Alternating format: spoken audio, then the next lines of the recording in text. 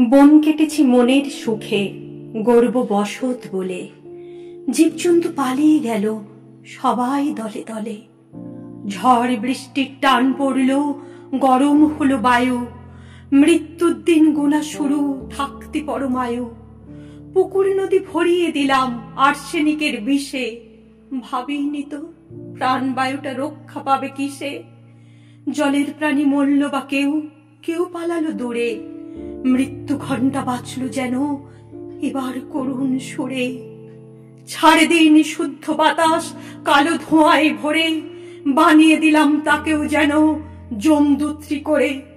বৃদ্ধ শিশু ছাড় পায় না তার সে ছোবল হতে। হরেক রোগে ভুগে চলে জমালয়ের পথে।